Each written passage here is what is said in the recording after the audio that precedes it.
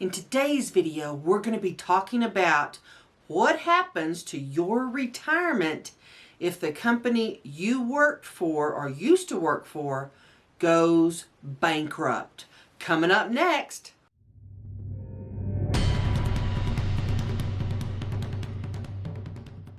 Hi everybody, my name is Dee Burks and this is Retirement Rescue, where we learn how to make money, save money, and live well in retirement.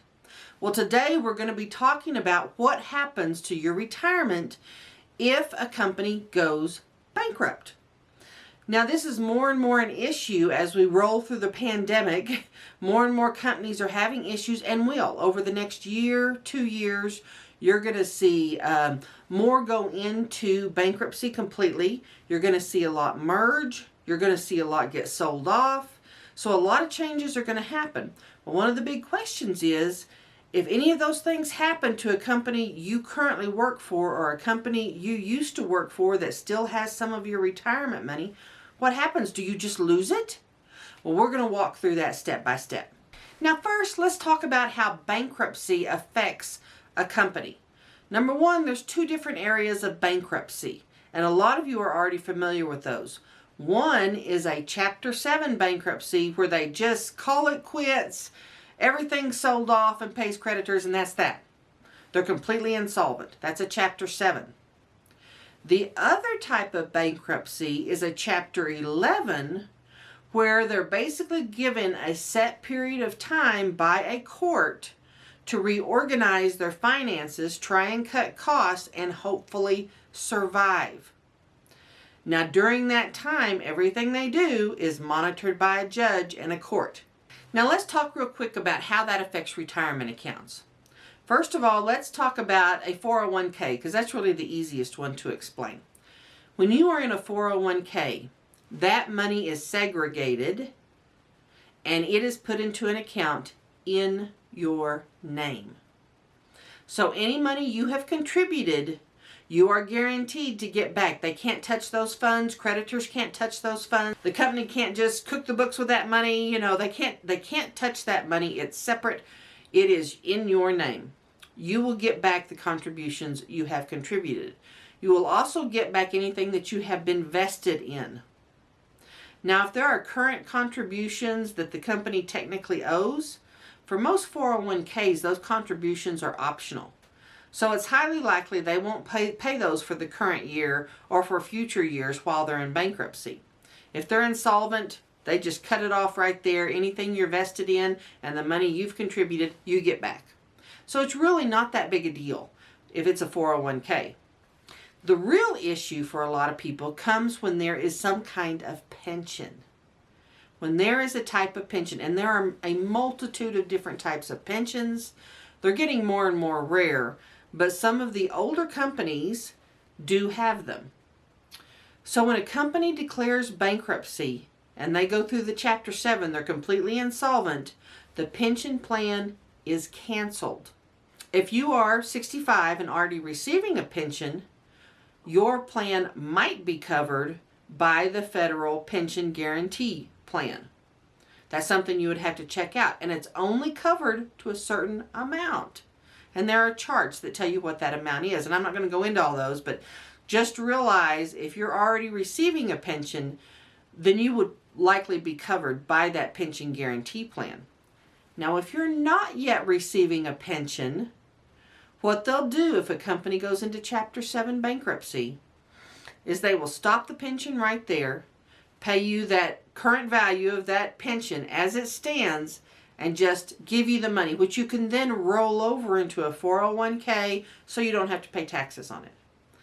But that's all you're going to get. You're not going to get that future value of what that pension would have paid you. You're just going to get what is currently funded. Now, a lot of companies underfund their pensions and have for a long time. And it's easy to assume that if a company goes into bankruptcy, well, they'll have an underfunded pension. But that's not necessarily the case. Some companies have a great pension and are completely insolvent companies and end up going into bankruptcy. Other companies, which are solid blue chip companies, have been underfunding their pension plans for decades. And so their pension plan's in trouble, even though the company is solid.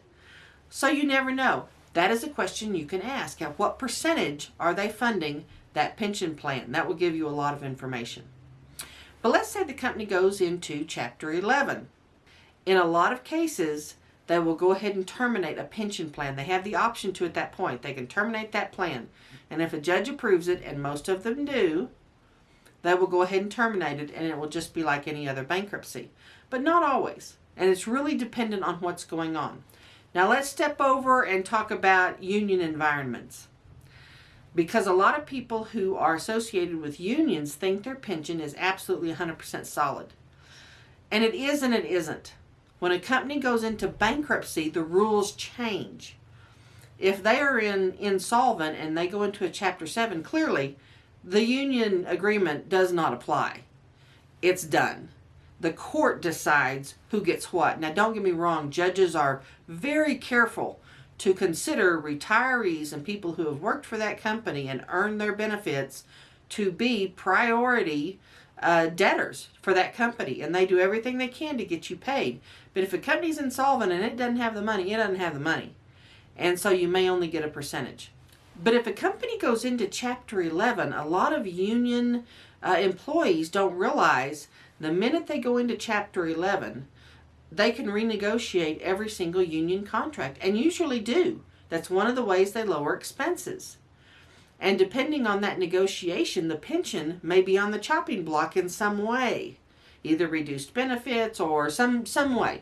There are a lot of different options, so we won't get into that. But realize that a company going into bankruptcy changes the rules. The same is true if a company is bought out. Like, for example, let's say your company has a little pension plan. You're a small home-owned, family-owned bank, and big bank over here buys you out. They can immediately close your pension plan and cut it off. And a lot of times they do. They absolutely do. And so you need to be aware that if you think it's 100% solid, it may or may not be. There are a lot of caveats with pension plans. And bankruptcy is one of the things that can completely change that. It's one of the reasons I always tell people, think about your retirement as multiple streams of income. You have your pension, you might have a VA benefit, you might have Social Security, you definitely probably will. You might have a 401k from another employer. You're going to have these streams of income. And that is what protects you from getting devastated if one of those streams doesn't pan out like you think it will. If one of those streams gets cut off, like that pension plan that you're projecting you'll have in 20 years, and all of a sudden it ends, you've got to come up with something else or contribute more to your 401k or whatever. And you can do those things and make those plans. Now let's talk a little bit about public employees that are employed by governmental entities. I will tell you, governmental entities are some of the worst at funding their pension plans. Look what's happened to Social Security. It's a governmental pension plan. And they keep underfunding it, moving the bar of how old you have to be or what kind of benefits you're going to be. Well, state and local governments can do the same thing. States, a lot of them, not all, but a lot of them have historically underfunded their pension plans. And so now they're getting into crisis mode. So you're starting to see plans go from 5-year vesting to 8-year, or from 8-year, now it's 10 years. Current employees are having to put in more money all the time to pay obligations of that pension plan because lawmakers didn't fund it. Now, this isn't true in every state, so just be aware of that. But it's something, if you are a public employee, you need to be aware of it. You need to be aware of how your state is funding your pension plan. If you are unlucky enough to work for the state of Illinois, which is currently only funded at 7% and begging the federal government for a bailout, there's a problem there. It's going to be very uncertain what happens to that fund because Illinois has for generations underfunded that. Now let's say you work for the state of Wyoming. Well, their pension plan is funded at 102%. Way to go, Wyoming. If you work for them, you are golden. Your retirement is going to be there. But if you are an employee that works in the public sector, that's something you need to know. This is also really important if you're a teacher. Teacher retirement plans are horrifically underfunded. And as time has progressed, incoming and working teachers are having to put more money in for less benefit they're going to get out. And that gap continues to widen. And teachers, generally speaking, are one of the largest employee groups in every single city, town, anywhere. Teachers make up a huge part of the employee population. So we're not talking just a few people who would be affected. It's a lot of people. So teachers in particular need to really understand that their pension, by the time they get there and they get old enough to get it, if they're 10, 15, 20 years away, is probably going to change dramatically between now and then. And this is just to make you aware. It's not to make you afraid, but the only way you can plan for possible outcomes is to be aware of them now. So if you realize your pension plan may not fund or may not fund fully by the time you retire, you can create other sources of income that will fund your retirement. So think ahead, investigate a little bit, figure out where your retirement plan is, and understand it's going to change dramatically over the next 10 to 15 years, but especially these next 2 years as we come out of the pandemic.